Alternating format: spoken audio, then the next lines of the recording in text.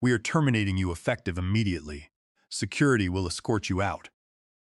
That was the first thing Julian Preston said to me, without even looking up from his MacBook Pro. He was still logged into his first Zoom call of the day, gesturing with a gold pen as if he was negotiating a billion-dollar merger instead of firing the man who built the very chair he was sitting in.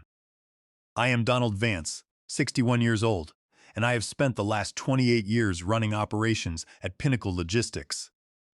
I watched this 29-year-old kid, who I once taught how to read a basic balance sheet, try to end my career with a typed script from his human resources department. There was no handshake, no thank you for your service, just a trembling HR representative standing behind him like she was watching someone defuse a bomb with a butter knife. The ink on Julian's promotion paperwork was barely dry. His father, George Preston, had retired as CEO just 24 hours earlier, and Julian was already playing the executioner. He had his designer haircut perfectly styled, his Stanford MBA diploma freshly framed on the wall behind him, and his corporate disruptor confidence inflated like a balloon at a kid's birthday party. He did not ask questions. He did not even blink, just read the termination line off his tablet, word for word. You could tell someone had coached him, probably some expensive consultant who charged $500 an hour to teach rich kids how to look tough. I did not flinch and I did not argue. I stood up, adjusted my suit jacket, and handed over my keycard with the kind of calm you only learn after 28 years in commercial logistics and 6 years in the Navy before that. Julian thought he was firing me. He thought this was his big, modern move to streamline Pinnacle Logistics for the digital age. All I said was, "I want to do this right. Tell your father the emergency board meeting in 3 hours is going to be very interesting." Then I walked out. I walked past the silent HR representative, past the security guard who looked more confused than concerned, and past the framed black and white photograph in the lobby. That picture was taken back in 1996, showing me standing right next to George Preston Sr. when we opened our first warehouse in Chicago. We had exactly 2 trucks, a single telephone line, and a lot of debt. Now, Julian had exactly 3 hours between his first firing and his first corporate nightmare. In that time, I knew exactly what he would do. He would celebrate. He would probably post some self-important update on LinkedIn about making tough decisions for digital transformation and restructuring for future growth. He would have all his buzzwords ready. But while Julian was drafting his victory email to the staff, my packages were already being delivered. I had activated Section 14B. It was titled plainly as the Emergency Control Reversion Protocol, buried deep inside our original shareholder agreement from 13 years ago. It was written by me, reviewed by our outside legal team, and signed by every investor who ever put $1 into Pinnacle Logistics. Most of them signed it thinking it would never matter. It was a fail-safe. Under Section 14B, if any appointed executive who holds 0 equity in the company terminates a founding officer without a prior vote from the board of directors, all delegated executive authority is suspended immediately. The board is legally required to meet within 4 hours to review the action. More importantly, all voting power during this emergency period reverts directly to the majority shareholder. And that majority shareholder was me. I did not build my position at Pinnacle Logistics to be flashy. I built it to be bulletproof. Julian and his father loved the spotlight. They loved the industry panels, the local business magazines, and the plaques on the wall. If you look at our company brochures or the leadership page on our website, my name is barely mentioned. I liked it that way. I was the foundation under the concrete, the guy who made sure the contracts were legally binding, the trucks were moving, and the drivers were paid on time, while George Preston Sr. was naming conference rooms after his grandchildren and buying a corporate jet. I was quietly taking my compensation in equity. I negotiated 0.5% here, a full percent there, stock options instead of cash bonuses, and voting shares instead of fancy titles. Every time we acquired a local delivery route or brought in a new shipping partner, I negotiated another piece of the company. I did not play poker. I built the table, printed the cards, and owned the room. It all started back when Pinnacle Logistics was just 3 folding tables in a rented basement, and George Sr. thought compliance was something you could ignore with a handshake and a round of golf. He was a great salesman, the kind of guy who could sell ice to an Eskimo, but he could not remember to pay our state tax filings or check if our cargo insurance was active. I stepped in and organized the chaos. When George offered me a vice president title and a larger office, I told him I wanted equity instead. He laughed and said I was crazy to prefer pieces of paper over a corner office. I told him I would rather own the ground under the building than sit in the penthouse. By our 7th year, I owned 18%. When our first chief financial officer resigned after a massive argument over expansion costs, he needed cash immediately to pay off a difficult divorce. I bought his 15% stake at a 40% discount. When George's brother tried to sue the company for patent infringement on our route optimization software and failed, he wanted to settle quietly to avoid public embarrassment. I took his 22% stake in exchange for a strict non-disclosure agreement and a promise to walk away. When you add it all up, I was sitting on 72% of the company. I registered that ownership properly with the Delaware Secretary of State. Julian had no idea. He went to business school, but they do not teach you that inheriting a title does not mean inheriting control. Control is not on your business card, and it is not on the gold nameplate on your office door. Control is in the legal filings. It is in the contracts and the protocols written during late-night meetings with nervous investors who wanted to know what would happen if George's unqualified son ever tried to run the company. It turns out, it looks exactly like this. One arrogant kid with fresh veneers and a Stanford MBA thought he could fire a founder with a Zoom call. He did not know that by reading that script, he had just pulled the pin on a corporate grenade. Now, Section 14B was active. I was sitting in my car in the parking lot, watching the courier hand-deliver the legal packets to our headquarters. The clock was ticking, and Julian's day was about to get very complicated. Upstairs on the 12th floor, Julian Preston was already in full celebration mode. I could see the lights in his corner office from where I sat in my SUV in the parking lot. I had spent 28 years watching people like Julian mistake a title for actual competence. He had probably already called his friends from business school, bragging about how he had cleaned house on his first morning. The corporate playbook for guys like him was completely predictable. First, you get rid of the old guard who actually know how the operations work.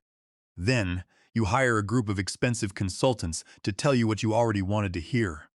Finally, you write a lengthy LinkedIn post about leadership, streamlining operations, and the necessity of making difficult choices for the long-term health of the business.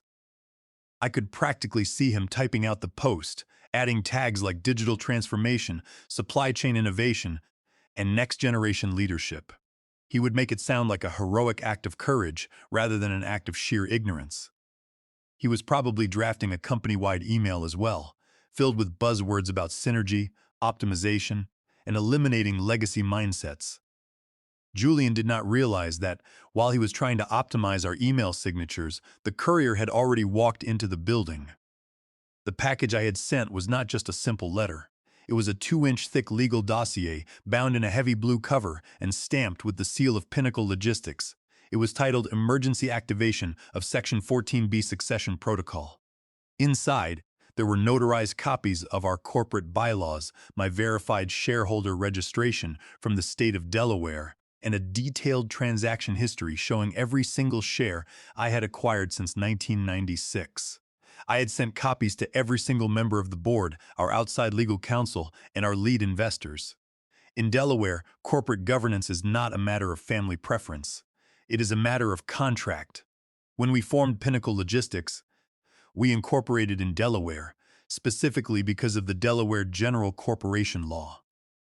Section 141 of that law states that the business and affairs of every corporation shall be managed by or under the direction of a board of directors, unless otherwise provided.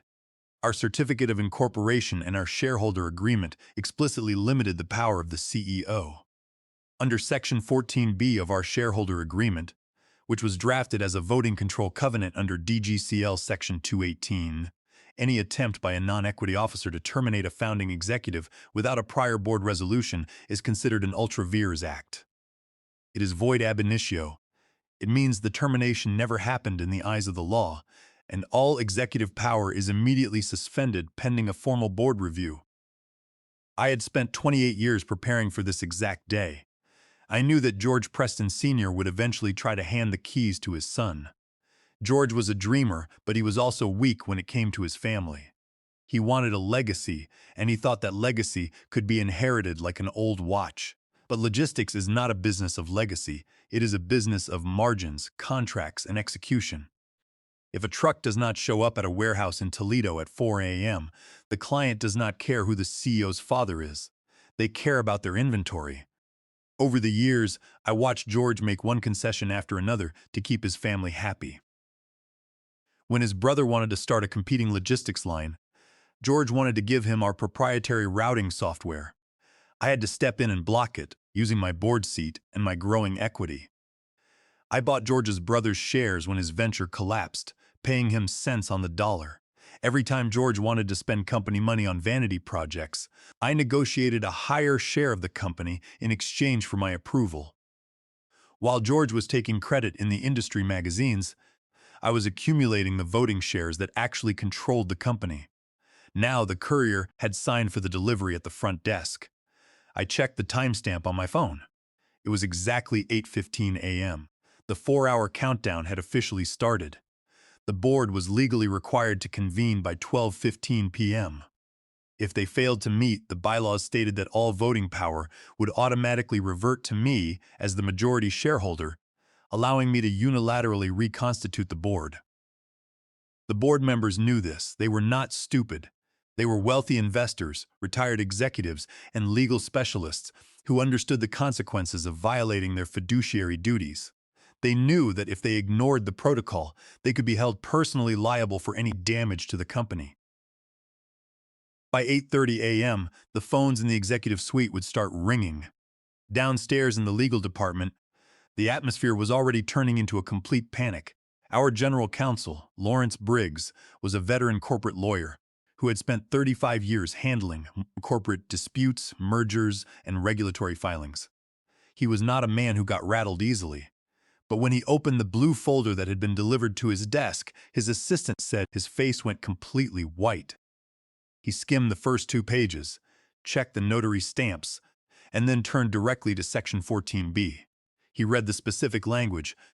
Any unilateral termination of a founding shareholder by a non-equity officer without a board vote shall void the officer's executive credentials and trigger immediate control reversion. Lawrence closed the folder, took off his glasses, and rubbed his temples. He knew exactly what this meant. Julian had not just fired a senior manager. He had legally suspended his own authority and handed the keys of the entire corporation back to me. Lawrence immediately picked up his phone and dialed George Preston Sr.'s private number. At that exact moment, George Preston Sr. was standing on the 9th green at the Meadowbrook Country Club. For George, golf was a sacred ritual. He had retired just the day before, and he was looking forward to spending his mornings on the fairway and his afternoons at the clubhouse. He had ignored the first 5 calls from the office, assuming it was just some minor administrative question from Julian or one of the secretaries. But when the phone rang for the 6th time, he could see it was Lawrence Briggs' direct line. He knew Lawrence would not call him on a Tuesday morning unless the building was on fire. George stepped away from his golf partners, answered the call, and growled into the phone. "This better be a real emergency, Lawrence," he said. What followed was a brief, tense silence before Lawrence spoke in a flat, professional tone. "George, you need to get to headquarters immediately," the lawyer said. "We have a major situation. Your son signed a termination agreement this morning." George scoffed. "So what? He is the CEO now. He has the authority to make personnel changes." Lawrence sighed over the line. "No, George, he does not. He fired Donald Vance, and he did it without a board vote." George went completely silent. He stood there on the grass, the wind blowing through his silver hair, as the reality of the situation slowly began to sink in. "What does Donald have to do with this?" George asked, his voice losing its confident edge. Lawrence delivered the final blow. Donald activated Section 14B. The emergency board meeting is scheduled for 12:15 p.m. If you are not in the conference room in 90 minutes, we lose everything. George did not even bother to change his shoes. He threw his golf clubs into the back of his golf cart, drove straight to the parking lot, and got into his Mercedes. He drove back to downtown Chicago in record time, weaving through traffic and running a yellow light just to get to the office before the timer ran out. When he burst through the glass doors of Pinnacle Logistics, he was still wearing his golf cleats and his green polo shirt. The metal spikes on his shoes clicked loudly against the marble lobby floor. The receptionist did not say a word, just watched him with wide eyes as he marched straight toward Conference Room A. Inside, the room was already filled with people. 3 of our largest board members were sitting at the table, whispering to each other. Lawrence Briggs was standing by the window, a stack of legal documents in his hands. The air in the room felt thick and cold. George did not waste time with greetings. "What the hell is going on here?" he demanded, slamming his car keys onto the table. Lawrence did not flinch. He handed a copy of the blue folder to George. "Ride this, George," Lawrence said calmly. "Your son thought he was making a leadership move this morning. Instead, he triggered a legal trapdoor that has been waiting in our bylaws for 13 years. George grabbed the papers, his hands shaking slightly as he read through the highlighted sections. Per Section 14B of the Shareholder Agreement, any executive termination carried out by a non-equity appointee without a prior board vote shall result in the immediate revocation of all interim leadership authority and the automatic reversion of executive control to the majority shareholder. George stared at the paper as if the letters were written in a foreign language. "Who is the majority shareholder?" he asked, looking around the room at the silent board members. Nobody wanted to meet his eyes. Finally, Lawrence spoke up. "Donald Vance. He owns 72% of the voting shares of this company." George blinked, the color completely draining from his face. 72? That is impossible. We started this company 50-50. Lawrence adjusted his glasses. "We did, George. But over the last 28 years, while you were taking cash bonuses and buying vacation homes, Donald was taking stock options. When the CFO left during the 2008 recession, you did not want to buy his shares because you wanted to preserve your cash. Donald bought them. When your brother sued us and wanted to settle, Donald paid him out of his own pocket in exchange for his equity. He registered every single share with the Delaware Secretary of State. He has the absolute majority, George. And right now, Julian has no legal authority to even sign a paycheck." At exactly 11:58 a.m., I walked back into the lobby of Pinnacle Logistics, the same marble floors, the same glass walls, and the same company logo etched in silver behind the desk. But the atmosphere was completely different. The security guard who had escorted me out just 3 hours earlier was now standing near the elevators. When he saw me, he did not reach for his radio. He stood up straight, nodded respectfully, and held the elevator door open for me.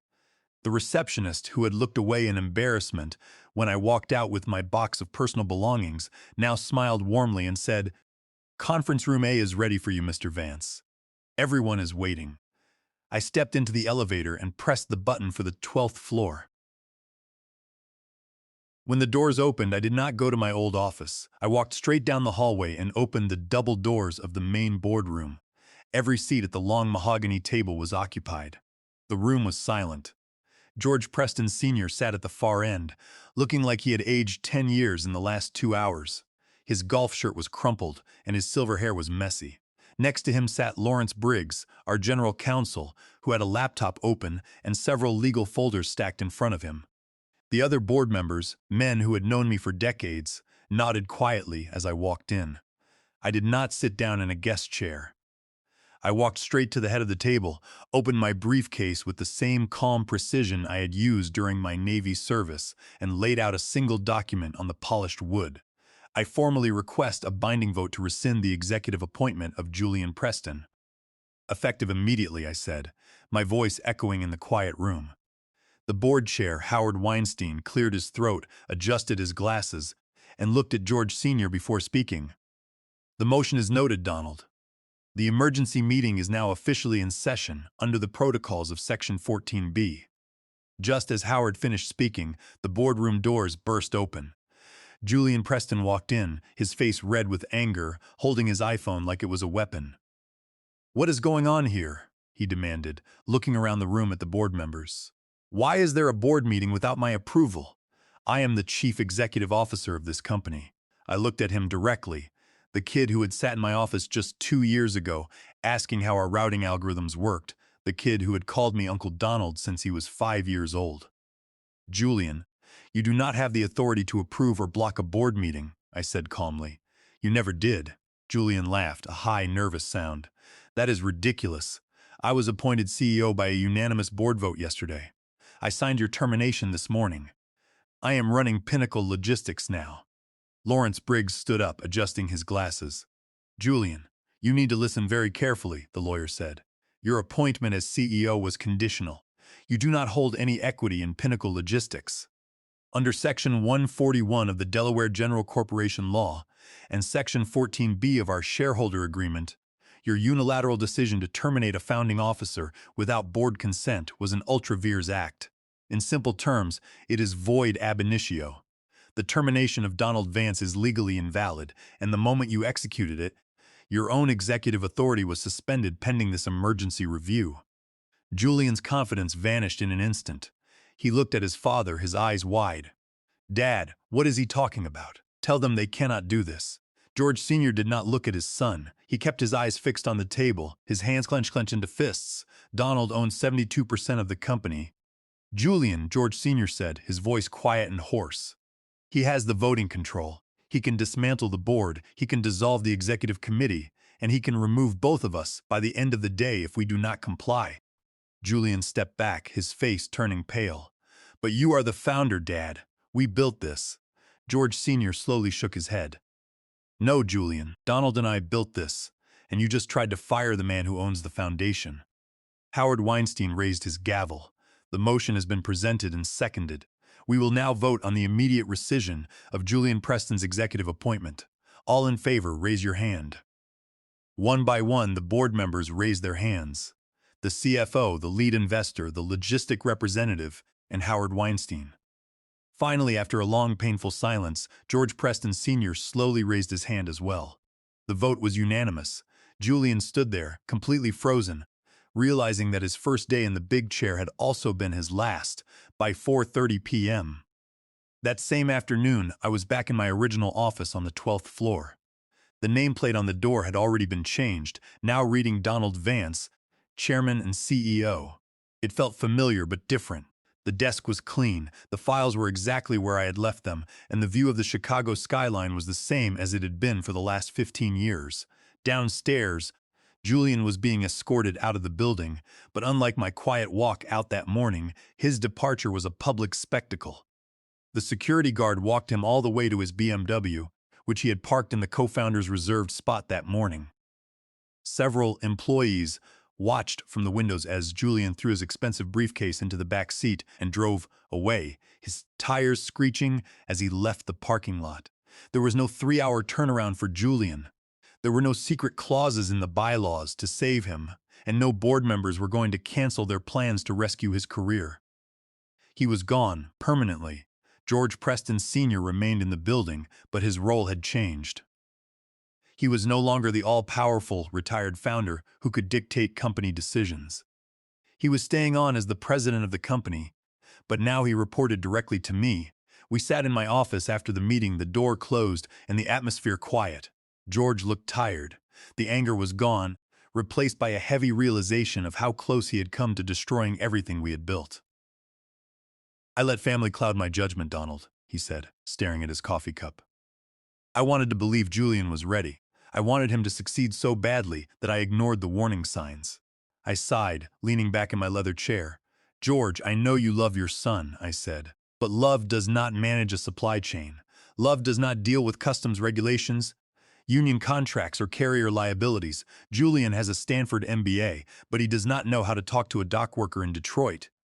He thought leadership was a title you put on LinkedIn. George nodded slowly, not arguing. You saved us, Donald. Thank you, he said quietly. I accepted his thank you, but I knew the real work was just beginning. The next morning, there was no company-wide announcement about the change in leadership. There was no dramatic email explaining the board vote or the succession protocol. We did not need to create panic among our employees or our clients. We simply went back to work. The warehouse staff arrived at 5 a.m. to unload the containers. The drivers logged into their routing systems. The dispatchers coordinated the shipments. The only difference was that the decisions were being made by someone who had spent 28 years in the logistics industry instead of someone who had spent 28 days reading corporate case studies in business school. Our biggest clients never knew that a corporate civil war had occurred on the 12th floor. Their shipments arrived on time, their invoices were accurate, and their rates remained stable. Sometimes, power is not about being the loudest person in the room. It is not about having the biggest office or the most followers on social media. True power is in the contracts, in the equity, and in the respect you earn from the people who actually do the work. Julian Preston thought he could wipe out 28 years of history with a single Zoom call because he had the word CEO on his door. He learned the hard way that when entitled nepotism crashes into earned authority, the contracts always win. If you want to see more stories about how corporate reality exposes nepotism, make sure to hit that subscribe button. We will keep showing you what really goes on behind the glass doors of America's boardrooms, where the person you underestimate is often the one holding all the cards.